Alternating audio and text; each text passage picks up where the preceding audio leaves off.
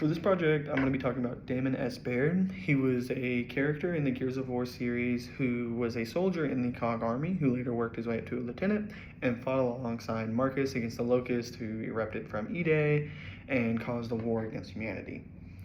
Now, when looking at Baird, we're going to be analyzing his personality type, starting with I give you his whole function, and then we'll look at each of the four main functions. I believe Baird will most likely be the ESTP, with extroverted sensing as his dominant function, introverted thinking as his auxiliary, the extroverted feeling as his third one, and then introverted intuition as being that fourth, being that weakest link part of those functions. Now, when thinking about Baird's extroverted sensing, I think this being his number one, his dominant function, is what kind of sets him apart as such a good soldier. I think his brain is seen as something that's vital to the team and that they use throughout the entire series, and he's constantly doing stuff with his intellect, and he knows he's the smartest in the room, and it kind of becomes an ongoing joke of his humor and his confidence in that aspect. But I think his ability to ground himself in the moment and really notice what's in front of him is what makes him that soldier. It's what keeps him on his toes, it's what keeps him alive, and it's what keeps his squad alive when he's in positions of leadership. I think he shows this in Gears of War 2 in a cave ambush scene where the Locusts, they're underground trying to infiltrate, Locust base and basically plant a bomb and try to win the war in this moment. Spoiler, they don't. But in the moment, they're quickly ambushed by a horde of Locusts, and Baird is the first one to immediately notice the situation and take up arms. Here in this scene, you see how he can so quickly adapt to the environment around him, being able to pinpoint the most dangerous directions of where the enemy is coming from, and being able to assess with his squad and be that useful key component of being, okay, what is the environment around me? Where is the danger? How is it coming? How fast is it coming? It's already upon us. Where's the best defensive spot for us? Where's the best offensive spot for us? And this is what kind of propels him as secondary leader. As you see, he's becoming a lieutenant, Marcus being the main guy, but Baird excels and shows that he can take charge in multiple scenarios, just like in this moment. And I think extroverted sensing is what gives him that edge. Now, his second moment, I think of this like hands-on guy who likes to be working with stuff in front of him, stuff he can see, stuff he can understand. It wires machines that make sense to him. He can see it, he can play with it, he can fix it. I think of a moment in Gears of War 3 in the beginning where they're on an aircraft carrier and they're attacked by the Lambit, which is Locust infected with the disease. And at this moment, it was kind of a surprise attack, and they did not know it was coming. And they kind of needed something immediate now to turn the tide.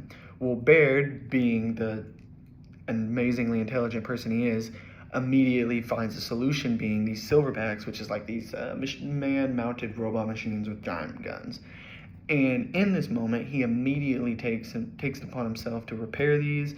And throughout, even though in intense combat and so much is going on, he is able to stop and focus and plant himself in that moment to what's going on in front of him and how to be able to repair these very complex machines. And he can do that with pretty good speed. He did it in the game and ended up turning the tide and, taking back that boat. So I think this extroverted sensing, it makes Baird hyper aware. It makes him action-oriented, constantly engaging with the physical world, keeping him on his toes, and again, just makes him that good soldier. The second one we were looking at was introverted thinking, and I think this is his precision, analytical depth, internal logic. He has his own worldview that he sees out of a subjective lens. He kind of, and again, I think this is where it ties in. He always thinks he's right. He always is like, he thinks he's the smartest one in the room all the time, which in fair, he probably is a lot of the times. But you see this, unlike Marcus, who is immediately, follow order. This is the order we got. Baird would kind of not retaliate, but for example, in Gears 2, Colonel Hoffman gives them an order, and they're kind of at this point, they don't really know what's going on as their squad. They're trying to figure a bunch of stuff's going on in the game. And Baird's first remark is anybody's bullshit detector going off? And I think this quote shows his internal processing to where he is kind of taking in everything and processing it internally. And then he expresses that with short, sarcastic remarks to where he kind of lets his team know what's going on through this smart-ass behavior. But a lot of those times, this sarcasm has a lot of thought behind it, and a lot of times when you're playing the game, you'll notice like, he's making sense. Another moment where I think he shows this is programming these turrets for in Gears of War 3. They're kind of at a defensive stronghold, and they don't have access to these sentry guns that would predominantly be very useful against this battle. They're about to get invaded by locusts that they got some information from, and no one else is really knowing how to get it, but Baird took the moment to sit down, and he was able to be alone with these machines and be able to figure out everything about them, these intricate wires, these complex systems, be able to put them together. I mean, I know for a fact I probably wouldn't be able to do that, and he shows his amazing intellect here, being able to repair these and put his squad into a better position. I think this introverted thinking, it makes him more a doer. He's this thinker and this technician, this hands-on engineer guy. He is the engineer when you think about it. Moving on to his third trait, this extroverted feeling. We don't see this a lot with Baird, as he uses this humor to push off his feelings most of the time.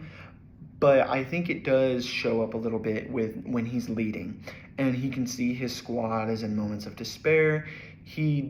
Or when they're in times of trouble, he's one of the first guys to jump on the train to help. He wants to help his squad. He wants to help humanity. He wants to save humanity. You can see he deeply feels for the squad around him. And at a moment in Gears 2, where all hope seemed lost, Baird is still able to crack a joke. He's still able to boost the morale of his team because he sees that they're down. He sees that they obviously have lost hope. Okay, well, he wants to fix it. How does he fix it? How does he resort to his sarcasm? Of course, he resorts to humor. That's the main gist of how he wants to fix it. He wants to joke around with the guys. That's his squad, is his best friends. So he goes back joking with them, making them feel better, and then kind of creating a more lighthearted conversation with them to distract themselves from the world around them, which is kind of ironic if I think about it, because if he's an extroverted sensor and he's kind of planted in the world around him, but in moments of crisis where his team is obsessed with the world around him, he'll try to distract them, which I think is, I don't know, I think that's funny. Another part I think about this is his loyalty through action, his loyalty to Delta Squad. In Gears 3, we see this numerous times of defending and protecting teammates in any situation to where the Locusts have overrun them. He is that guy. He is that guy who shows up and wants to turn the tide. He would be the first to lay down his life to prevent his squad member next to him from passing. His fourth and final function here, being his weakest, this introverted intuition. I think you see this a couple times where he struggles with, for example, in Gears 3, when they finally finish the war and they win, they're planning the future for humanity. What's next? How are we going to take this? In this moment, he's kind of like, I don't know. He was like, I'm going to leave this to Marcus, to these other people who want to rebuild humanity. He obviously wants to play a part into it, but he doesn't really have this clear vision, this abstract thought of what the future could look like. And he even has a quote in the game where he says, he's like, I've just been fighting for so long, I don't know what I'm going to do next. And this is where you just can see, and in that moment, you see where throughout this whole time, this whole series, he's really been in an extroverted sensing. He's been planted, focused straight into what's in front of him, and what's been in front of him is the war, his teammates, his dying comrades, things to fix, machines, engineering. That's all of that is what's been in front of him. So he's been so focused on that, he has had no time or really the want to think about the future ahead and like what would possibly be, because all he knows is there's a situation here and now that he has to handle. I think a moment where you see this though come out in him, and most of the time it was been through extreme stress and the war, and anger. You see him kind of in Gears 2 lose this a bit of emotional piece in him where he's kind of pushed to the edge, and you can see like he's extremely furious and he's just enraged. And he finds this locust drone, which is like just a basic grub soldier, and he ends up leading like this interrogation on him just right then and there. And you can see his character being overwhelmed with these emotions of anger and just blasting him, talking like why are you here? What are you doing here? Like, why do you want to do this? Just constantly trying to get insight on what their goal is, what the enemy's future is, what they're trying to envision. And this is the first time you can, not the first time, but one of the few times you can see Baird trying to make sense of everything that's happening and like, what is the future here? What are they trying to accomplish? And you see this when he's pushed to extreme emotions and stress. He has a lot of discomfort through it, but he works on it throughout the series. He doesn't like to think about the future. He likes what's in front of him. He is the extroverted sensor. So I believe he is this ESTP. I think the extroverted sensing makes him a great soldier. I think that's where he shows this dominant trait the most, is being a soldier. He's an extremely intelligent character. He personally was one of my favorites in the series. I think he just, this tactical brilliance a part of him and sarcasm, but this like subtle emotional depth to him. He still has that little emotion, and I think that kind of complements it well, being the third function of extroverted feeling. I think that really complements well as you see it, it's just not as present.